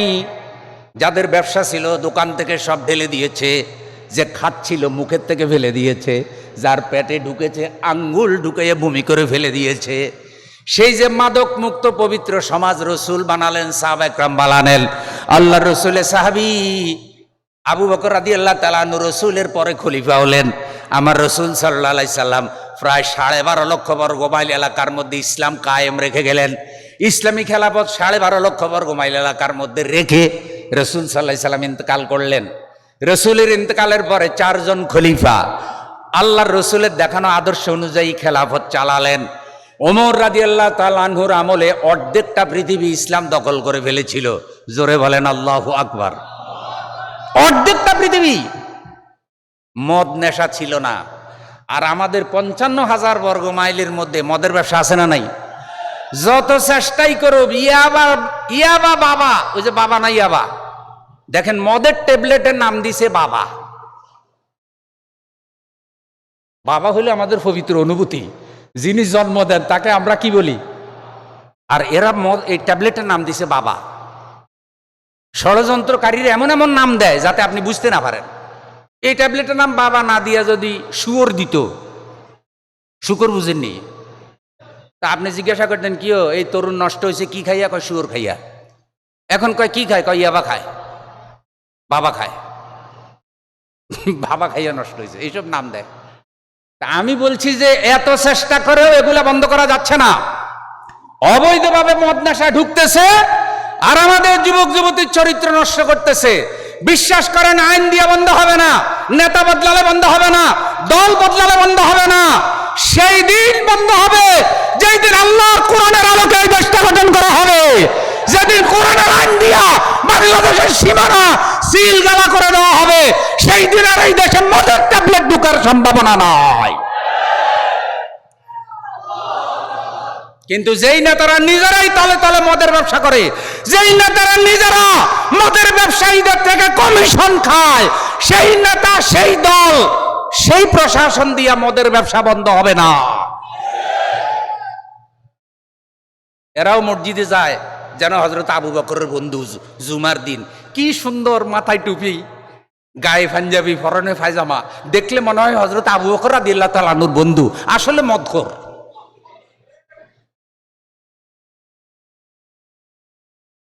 এগুলা সাহাবীরা আমাদেরকে শিখায় নাই। জাহিলি যুগে মদ নেশা ছিল, রাসূল সাল্লাল্লাহু আলাইহি ওয়াসাল্লাম ওর সাহাবায়ে কেরাম ঈমান এনেছে, সাথে সাথে সব ছেড়ে দিয়েছে, খাঁটি ঈমানদার হয়ে গেছে তারা। আল্লাহ আমাদের ঈমানকেও খাঁটি করে দেন, একটু জোরে বলেন। প্রিয় ভাইয়েরা আমার, রাসূল সাল্লাল্লাহু আলাইহি ওয়াসাল্লাম আমাদেরকে শিখাইছেন, যেখানে আল্লাহ রাব্বুল আলামিনের বিধান লঙ্ঘন হবে, যেখানে ঈমানদার বিপদে পড়বে, সেখানে সত্য প্রতিষ্ঠা করার জন্য শপথ নিতে হবে, জানমাল আল্লাহর কাছে বিক্রয় করে দিতে হবে। তাহলে আল্লাহ ওই জানবাজ বাহিনীর হাতে ইসলামের বিজয় দান করবে। আল্লাহ রাব্বুল আলামিন বলেন, লাকাদ রাদিয়াল্লাহু আনিল মুমিনিনা ইয ইউবাইউনাকা তাহতাশ শাজারা ফাআলিমা মা ফি কুলুবিহিম ফাআনজালাস সাকিনাতা আলাইহিম ওয়া আযাবাহুম ফাতহান করিবা। লাকাদ রাদিয়াল্লাহু আনিল মুমিনিন, নিশ্চয় আল্লাহ তাআলা ওইসব মুসলমানদের উপরে সন্তুষ্ট হয়েছেন যারা আপনার সঙ্গী, তারা আপনার সাথে গাছের নিচে বায়াত করেছিল, বাইতুর রিদওয়ান। হযরত উসমান রাদিয়াল্লাহু তাআলা আনহুকে কুরাইশরা যখন নজরবন্দি করে রেখেছিল, রাসূল সাল্লাল্লাহু আলাইহি সাল্লাম যখন উমরা করার জন্য প্রায় 1400 সাহাবী নিয়ে রওনা দিলেন, হুদাইবিয়া নামক জায়গায় রাসূল অবস্থান করলেন। কুরাইশ নেতাদের থেকে বাধাপ্রাপ্ত হলেন। কুরাইশরা রাসূলকে উমরা করতে দিতেও রাজি হইল, তারা কাবাঘর রক্ষণাবেক্ষণ করে। চতুর্দিকে যখন খবর ছড়িয়ে পড়লো যে ওসমান রাদিয়াল্লাহু তাআলা আনহু শহীদ হয়েছেন, রাসূল সাল্লাল্লাহু আলাইহি সাল্লাম কষ্ট পাইলেন যে তারা নজরবন্দি করে রেখে তাকে হত্যা করেছে, এই ঘোষণা দিয়ে দিল যে মুসলমানরা যেন ভয় পেয়ে যাবে। সেখানে রাসূল সাল্লাল্লাহু আলাইহি সাল্লামের সাহাবীরা ভয় পায় নাই, বরং দ্বীনকে বিজয়ী করা, অন্যায়ের প্রতিবাদ করার জন্য সবাই শপথ করেছে। এই শপথ আল্লাহর এত পছন্দ হয়েছে, আল্লাহ কোরআনুল কারীমে আয়াত নাযিল করে তার রেফারেন্স রেখে দিয়েছে। হে আমার ভাইয়েরা, কোন মুনাফিকি চরিত্রের লোক দিয়ে হবে না, দুর্নীতিবাজ দিয়ে হবে না। আল্লাহর এই দ্বীনকে বিজয় করার পবিত্র এই কাফেলা, পবিত্র এই মিশন, এমন কিছু জানবাজ কর্মী লাগবে, জানবাজ মুজাহিদ লাগবে, সাহাবীওয়ালা ঈমান নিয়ে যারা জেগে উঠবে, যাদের হাত একসাথ হবে, ময়দানে ভূমিকা রাখবে, আল্লাহর রহমত তাদেরকে সাহায্য করবে। নারায়ে তাকবীর। সাহাবা একরাম আমাদেরকে শিক্ষা দিলেন, লড়াই সংগ্রামটা ঐক্যবদ্ধভাবে করতে হবে। সাহাবা একরাম ছিলেন ঐক্যবদ্ধ জামাত। সাহাবীদের মধ্যে পারস্পরিক কোনো মাসালায় যদি মতবিরোধ থেকেও থাকে, কিন্তু তারা সবাই ছিলেন ঐক্যবদ্ধ।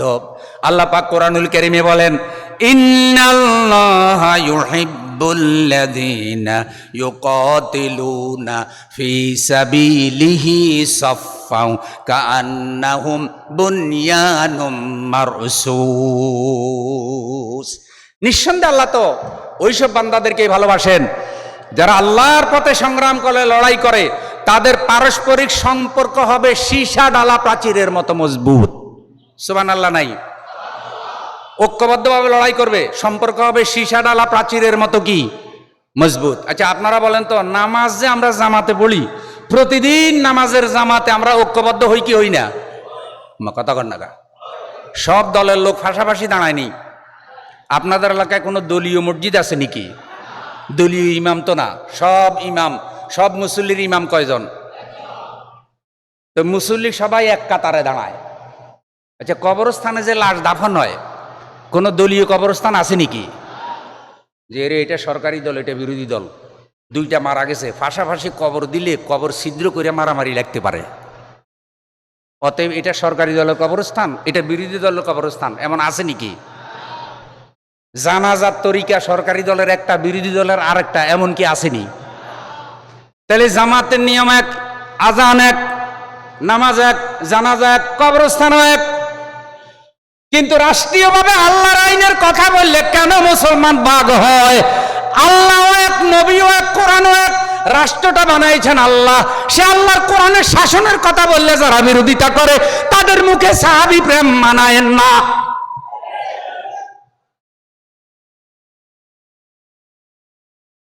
মদিনায় গেলে কি সুন্দর রসুলের প্রেমে কাঁদে, আর রসুলের রাষ্ট্র ব্যবস্থা মানতে কি নাই?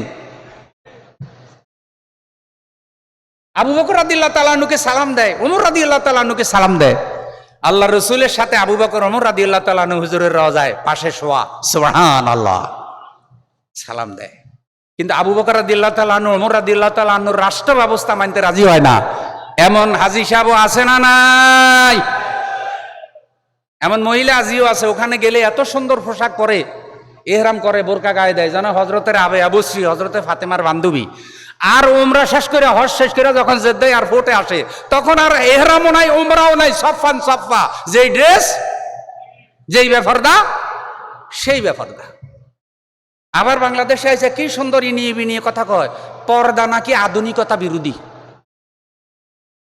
আচ্ছা, পর্দাটা কি বান্দার আইন না আল্লাহর আইন? কথা বলতে হবে, পর্দাটা কার আইন? আচ্ছা, মানুষ মরে গেলে কবরে, মহিলা মারা গেলে কবরে কি বেপর্দায় দেয় না পর্দা করে দেয়? আচ্ছা, মহিলা মারা গেলে আপনাদের সুনুতিতে কোনো বেগানা পুরুষের মহিলার লাশ দেখতে দেয়নি?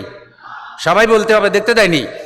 এই সুনুতিতে কোনো মহিলা যদি মারা যায়, বাজারে গিয়ে কেউ রাখেনি লাশে, ভাই দেখে যান চেয়ারম্যান সাহেবের বউ মারা গেছে, দেখে যান, কয়নি? তো মরার পরে যাকে এত সুন্দর করে পর্দা করেন, মরার পরে যাকে 5 কাফনে দাফন করেন, মহিলার কাফনের কাপড় 5টা, পুরুষের কাফনের কাপড় 3টা, মহিলা মারা গেলেও কাফনের কাপড় কয়টা বেশি? 2টা বেশি, কারণ মহিলার সতরের পরিমাণ বেশি।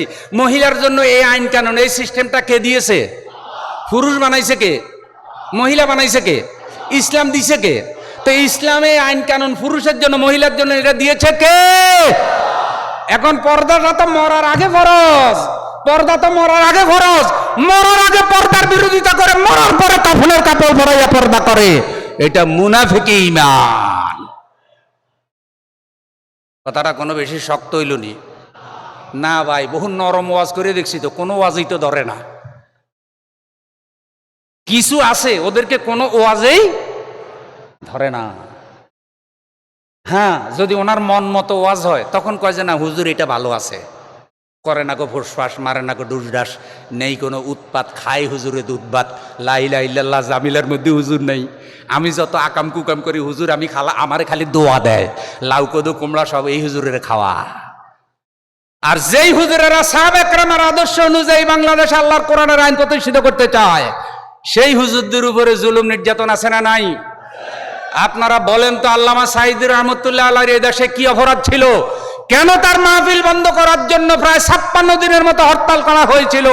কেন জীবনের শেষ সময়, যেই সময় আল্লামা সাঈদী রহমতুল্লাহ আলাইহি তার পরিবার পরিজনের কাছে থাকার কথা, নাতি নাতনিদের কাছে থাকার কথা, অসুস্থ, ডায়াবেটিস, হার্টে রিং ফরানো, যেই সময় ছেলে মেয়ে আপনজন কাছে থাকে, সেই সময় হাসপাতালে আনার পরেও তার স্ত্রীর সাথে তাকে দেখা করতে দেয় নাই, ছেলেদের সাথে তাকে দেখা করতে দেয় নাই। মৃত্যুর পরে শুধু তার লাশ বুঝিয়ে দেওয়া হয়েছে, কারণ আল্লামা সাঈদী বাংলাদেশের সংসদ আল্লাহর কোরআন দিয়ে পরিচালনা করতে চেয়েছেন। এই অপরাধ ছাড়া তার আর কোনো অপরাধ ছিল না।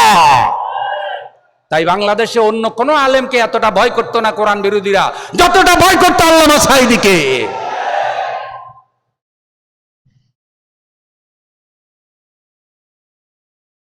আপনিও কোরআনের হক কথা বলেন, সাহাবা একরামের এইসব আদর্শের কথা বলেন, দেখবেন যার নাই। প্রিয় ভাইয়েরা আমার, সাহাবা একরাম ছিলেন এমন আদর্শ, এমন মডেল, আমাদেরকে এমন পথ শিখিয়েছেন, তারা জান মাল আল্লাহর রাস্তায় দিয়েছেন, আর আল্লাহ তাদের জানের উপরে সন্তুষ্ট, মালের উপরেও সন্তুষ্ট। জোরে বলেন সুবহানাল্লাহ, সূরা বাকারা 207 নম্বর আয়াত। আল্লাহ রাব্বুল আলামিন বলেন, ওয়া মিনান নাসি মান ইয়াশরি নাফসাহু ইবতিগা মারদাতিল্লাহ ওয়াল্লাহু রাউফুম বিল ইবাদ। মানুষের মধ্যে এমন কিছু মানুষ আছে যারা আল্লাহর সন্তুষ্টি কামনায় নিজেদের জানমাল বিক্রয় করে দেয়।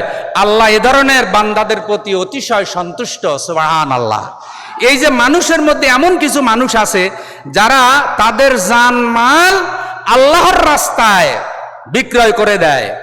এই মানুষগুলো কারা বলেন তো? এই মানুষগুলো হলো সাহাবায়ে কেরাম, সুবহানাল্লাহ বিহামদিহি, যারা তাদের জানমাল আল্লাহর পথে বিক্রয় করে দিয়েছে এবং এই জানমালের উপরে তারা আল্লাহর আইন প্রতিষ্ঠা করছে। আপনারা বলেন তো, সাহাবায়ে কেরাম হারাম পথে একটা টাকা ইনকাম করছে?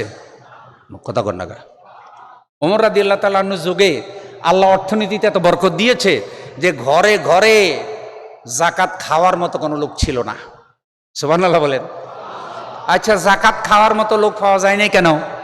কারণ তাদের চরিত্র ভালো ছিল। যাদের চরিত্র ভালো হয় অল্প সম্পদেও আল্লাহ তাদের কাছে বরকত দেয়। যাদের চরিত্র খারাপ হাজার হাজার কোটি টাকা দিলেও দেখবেন যে টাকা নাই। কথা কন না। আচ্ছা, একটা উদাহরণ দিই, খারাপ লাগেনি কেন? যার ঘরে বউ পকেট মারি, সেই জামাইয়ের পকেটে টাকা থাকার সম্ভাবনা আসেনি। কারণ পকেট মারি ঘরে, আর পকেট মারি হইল বউ। আবার স্ত্রীরা চাই না, আবার নারাজ হই না আমার উপর। একটা উদাহরণ দিলাম। তো যে ঘরে বউ পকেট মারি, ওই জামাইয়ের পকেটে যেমন টাকা থাকার সম্ভাবনা নাই, যেই দেশের নেতারা চোর হয় এই দেশেও টাকায় বরকত হওয়ার সম্ভাবনা। মুখে বলে আমার সোনার বাংলা, আমি তোমায় ভালোবাসি, কিন্তু টেন্ডার যেই টাকার আনে অর্ধেকের বেশি চুরি করে। হুজুর দোয়া সালাম, দোয়া সালাম। হুজুরকে 2000 টাকা দিয়েছে, হুজুর লম্বা মিলাদ পড়ে দোয়া দিছে, আর এমন ভাবে দোয়া দিছে যে উনি রাস্তা ঢালাই করে এক রাস্তায় ওনার এই পরিমাণ লাভ হয়েছে। হুজুর দোয়া করি ওমরা করতে যাইতেছি, কিও 2-3টা কাজ পাইলেন, ওমরার টাকা হয়ে গেল। ভাই, এইসব দুর্নীতি আমাদের দেশে আছে না নাই? আমি কারোর নাম বলতেছি না, কিন্তু দেশের বাহিরে সফর করেন। আমি একটা ঘটনা বলি, দাওয়াতের কাজে কয়েকবার আল্লাহ তাআলা দেশের বাহিরে নিয়েছেন। তো আমেরিকায় গিয়েছিলাম কয়েকবার। ব্রুকলিন ফুলটন স্ট্রিট আমাদের এক ভাইয়ের বাসায় আমি ছিলাম। একটা মসজিদে আমরা নামাজ পড়তাম। ফজরের নামাজ পড়ে যখন বের হলাম, দেখলাম যে এরকম বড় হাতুড়ি দিয়া ওই রাস্তার মধ্যে হাতুড়ি দিয়ে ফিডাইতেছে। তো আমার সাথে যিনি ছিলেন, আমি ওনারে জিজ্ঞাসা করলাম, ভাই এরা হাতুড়ি দিয়ে এখানে ফিডাইতেছে কেন? বাংলাদেশে কেউ দেখলে মনে করবে কিরে পাগল হইল নাকি, রাস্তার মধ্যে হাতুড়ি দিয়ে ফিডাই কেন? তো উনি আমারে বলতেছে, হুজুর এরা সরকারি লোক, এই রাস্তায় কন্ট্রাক্টর ঢালাই করে দিয়ে গেছে, এরা পরীক্ষা করতে আসছে। এই যে হাতুড়ি দিয়ে ফিটাইতেছে, কোথাও যদি ঠাস করে আওয়াজ হয় ওখানে তারা খন্তা দিয়ে খুলবে, খুলে এটা ভিডিও করবে, ভিডিও করে এ পুরাটা পরীক্ষা করে দেখবে যে এখানে ডালাইতে কোনো 2 নম্বরই হয়েছে নি। 2 নম্বরই যদি পাওয়া যায় তাহলে এটা সরকারি অফিসে জমা দেবে। জমা দেওয়ার পর তার বিরুদ্ধে জরিমানা হবে। এই 10-15 কিলোমিটার রাস্তা যা করছে, আইন আসবে যে পুরাটা ভাঙ্গে আবার করো। তো এই ভয়ে কেউ আর এখানে রাস্তা করার ক্ষেত্রে কোনো 2 নম্বরই করে না, টাকা পয়সা চুরিদারি করে না। 15 বছর গ্যারান্টি দিবে যে রাস্তায়, সেই রাস্তায় 20 বছর যায়। আমাদের রাস্তায় যদি 10 বছর গ্যারান্টি দেয়, তাহলে 10 মাসের রাস্তা বড় বড় গাতা হওয়ার সম্ভাবনা আছে না নাই? দোষ কি রাস্তার না চরিত্রের? এই তো কিও, আগে তো কোনো চাকরি বাকরি ছিল না, এত টাকার মালিক হয়েছে কেমনে? কয় মালিক হয়েছে আল্লাহ দিছে। আল্লাহ দিছে? চোর, দুর্নীতি। এইসব দুর্নীতি করার জন্যই তো এইসব পদ পদবি নিয়ে তোমার মারে।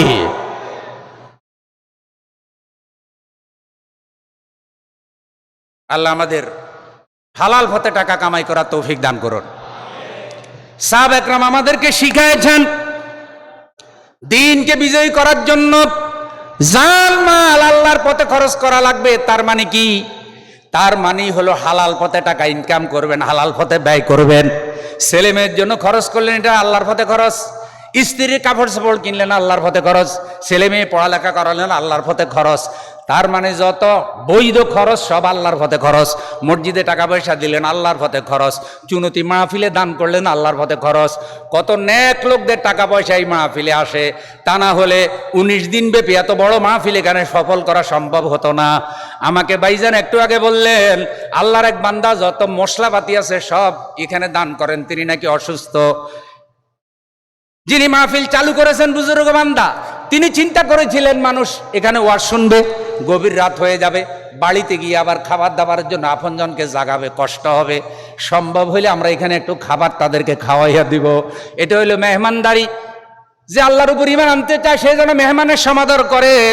হাজার হাজার মানুষের এখলাসপূর্ণ টাকা পয়সা আল্লাহ বরকত দিয়েছে, তা না হলে 19 দিনের এত বড় মাহফিল ধারাবাহিকভাবে বাস্তবায়ন করা সম্ভব হতো না। ঠিক কিনা বলেন?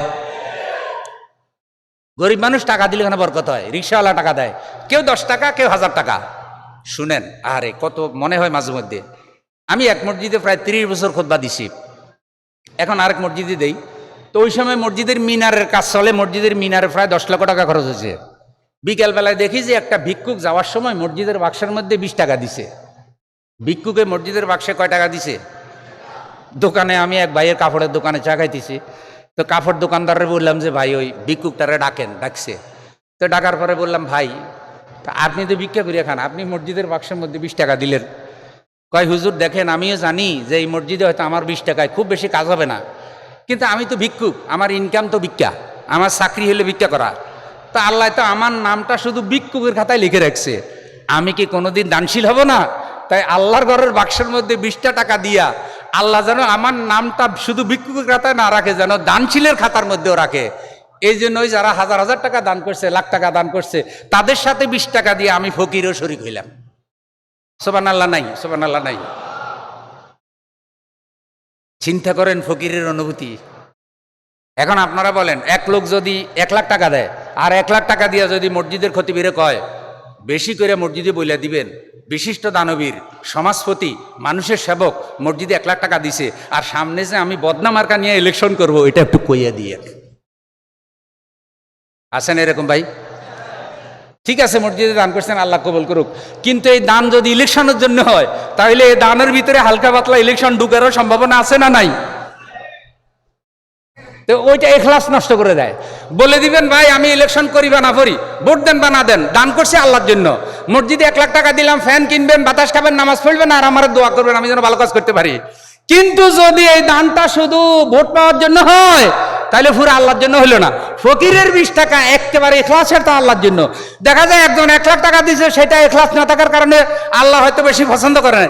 ফকিরের 20 টাকার উচিলে ফকির যদি জান্নাতে চলে যায় তাহলে ওই 1 লাখ টাকার দানবীর থেকে 20 টাকার দানবীর আল্লাহর বেশি পছন্দনীয় সফলতা লাভ করলো। জোরে বলেন সুবহানাল্লাহ। তাহলে সম্পদ কামাই করব হালাল পথে, খরচও করবো হালাল পথে, রাজি আছি কিনা? সাহাবা একরাম এইভাবে খরচ করছে, এভাবে কামাই করছে। এটা সাহাবা একরাম আমাদেরকে শিখাইছে ভাই।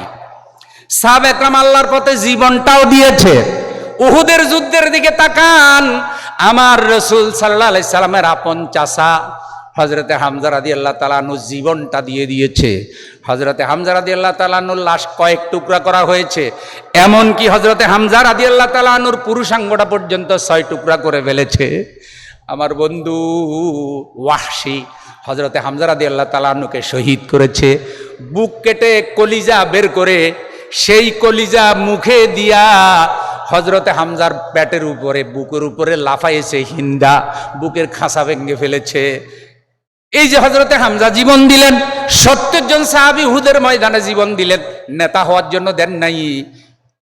সাহাবা একরামের দল ক্ষমতায় যাবে, রসুল ক্ষমতায় যাবে, সাহাবা একরাম ইসলামী রাষ্ট্রে বড় চাকরি পাবে, সেখান থেকে সুবিধা নেবে, এই জন্য তারা জীবন দেয় নাই। সাহাবা একরাম জীবন দিয়েছে কেবলমাত্র একমাত্র কার জন্য? ইসলাম প্রতিষ্ঠিত হবে, কালেমা প্রতিষ্ঠিত হবে, তাওহীদ প্রতিষ্ঠিত হবে, মানুষ পরিপূর্ণরূপে আল্লাহর আইন মানবে, আল্লাহর বিধান মানবে, ইসলাম অনুযায়ী চলবে ইখলাসের সাথে একমাত্র। এই জন্য তারা আল্লাহর দেওয়া জান আল্লাহর জন্য বিলাই দিয়েছে। 70 জন সাহাবী, শত শত সাহাবী আহত হয়েছে। আমার রাসূল নিজে আহত, এক পাপিষ্ঠ কাফের হুজুরকে পাথর মেরেছে, সেই পাথর আমার দয়ার রাসূলের কপালে পড়েছে, কপালে লোহার মাথায় পড়েছে, মাথার লোহার টুপি ভেঙ্গে কপাল দিয়ে একটা টুকরা ঢুকেছে, কপালের শক্ত হাড় ছিদ্র করে ওখানে ঢুকেছে। আরেকটা পাথর হুজুরের ঠোঁটের উপরে পড়েছে, সামনের দুইটা দাঁত ভেঙে জমিনে পড়ে গেছে। আমার প্রিয় রসুল এক হাত দিয়া কপাল চেপে ধরলেন, আরেক হাত দিয়া ঠোঁট চেপে ধরলেন, দুই হাতের তালু রক্তে লাল হয়ে গেল। দয়াল নবী হাতের তালুর দিকে তাকিয়ে কেঁদে কেঁদে বললেন, এই জাতির কল্যাণ কি করে হবে রে, যেই জাতি তাদের নবীর চেহারা রক্ত দিয়া লাল বানাইয়া দেয়।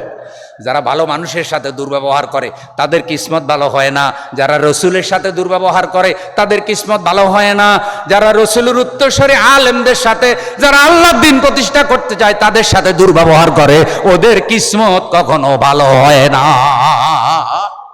রসুলের দাঁত ভেঙেছে, কপাল ফেটেছে, সেখানে রক্ত ঝরেছে, সাহাবীরা জীবন দিয়েছে। হযরত হামজা রাদিয়াল্লাহু তাআলা আনহুকে শহীদদের নেতা বলা হয়, সুবহানাল্লাহ। আল্লাহ তাআলা সাহাবীদের শানে কি বললেন? ওয়ালা তাকুলু লিমান ইউকতালু ফি সাবিলিল্লাহি আমওয়াত বাল আহইয়াউ ওয়ালাকিন লা তাশউরুন। আল্লাহর রাস্তায় যারা জীবন দেয়, খবরদার তোমরা তাদেরকে মৃত বলো না, তারা জীবিত, তারা আল্লাহর পক্ষ থেকে রিজিক পাচ্ছে, কিন্তু তোমরা তা বুঝতে পারো না। বলেন সুবহানাল্লাহ। তাহলে সাহাবা کرام জীবন দিয়েছে আল্লাহর পথে, এখানে যাদেরকে আল্লাহ বলছেন যে তোমরা তাদেরকে মৃত বলো না, বরং তারা জীবিত, এই মানুষগুলো হলো আর কেউ নয়, তারা হলো আল্লাহর প্রিয় বান্দা সাহাবা کرام। আল্লাহ রাব্বুল আলামিন বলেন, মুহাম্মাদুর রাসূলুল্লাহ ওয়াল্লাযীনা আমানু মাআহু আশিদ্দাউ আলাল কুফফারি রুহামাউ বাইনাহুম। মুহাম্মদ সাল্লাল্লাহু আলাইহি সাল্লাম আল্লাহর রাসূল, খুব খেয়াল করেন, মুহাম্মদ সাল্লাল্লাহু আলাইহি সাল্লাম আল্লাহর রাসূল। আশিদ্দাউ আলাল কুফফার, তিনি কাফেরদের উপরে বজ্রকঠোর, ইমানদারদের উপরে রহমদিল, সুবহানাল্লাহ। আর আমাদের মধ্যে কিছু আছে কাফেরদের সাথে প্রেম প্রীতি, ইমানদারদের সাথে হিংসা, আসেনি? কাফেরদের সাথে, বেনামাজির সাথে, মুনাফিকের সাথে বহুত ভালোবাসা। আল্লাহ দ্বীনের বিরোধিতা করে এমন পত্রিকার সাথে ভালোবাসা, আল্লাহ দ্বীনের বিরোধিতা করে এমন ব্যবসায়ীর সাথে ভালোবাসা, আল্লাহ দ্বীনের বিরোধিতা করে এমন সুশীলের সাথে ভালোবাসা, এমন বুদ্ধিজীবীর সাথে ভালোবাসা।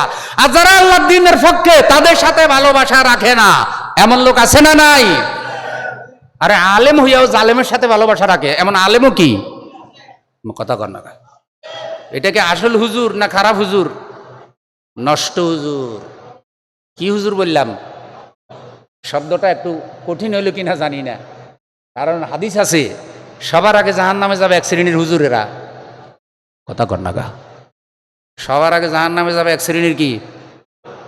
হুজুরেরা, যাদের দায়িত্ব ছিল ওরাসাতুল আম্বিয়া হিসাবে আল্লাহর আইনের পক্ষে কথা বলা, ইসলামের পক্ষে কথা বলা, খেলাফতের পক্ষে কথা বলা, ইসলামী ঐক্যের পক্ষে কথা বলা, পুরো বাংলাদেশটা কিভাবে কোরআনের রঙে রঙিন করা যায়, নিজেরা সেই কাজ করা, নিজেরা সেই প্রেক্ষাপট তৈরি করা, নিজেরা সেই নেতৃত্ব দেওয়া, নিজেরা সেটা করে না, যারা করতে চায় তাদেরকে বলা দেয় এবং সরাসরি সেকুলার ধর্ম নিরপেক্ষর পক্ষ অবলম্বন করে এমন নামদারি হুজুর আছে না নাই?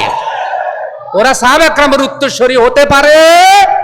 ওদের মধ্যে যদি সাহাবীর প্রেম থাকে তাহলে ধর্ম নিরপেক্ষ মতবাদের পক্ষে কি করে কোন আলেম কথা বলতে পারে? কোন যুক্তিতে বলতে পারে না। তারা নিজেরা আবার মাসলা বানায়, ইসলামের তারা নিজের অনুযায়ী বানায়। আল্লাহ আমাদেরকে হেদায়েত করুক, জোরে বলেন। তাহলে ইমানদারের সাথে ভালোবাসা, মুমিনের সাথে ভালোবাসা, মুনাফিকের সাথে হিংসা, কাফেরের সাথে হিংসা, এটা কার নীতি? মুহাম্মদ সাল্লাল্লাহু আলাইহি সাল্লামকে আল্লাহ এটা শিখাইছে। আলেমে আলেমে ভালোবাসা হবে, আল্লাহ আল্লাহ ভালোবাসা হবে, আদর্শের ভিত্তিতে ভালোবাসা হবে, মুনাফিকে মুনাফিকে ভালোবাসা হবে।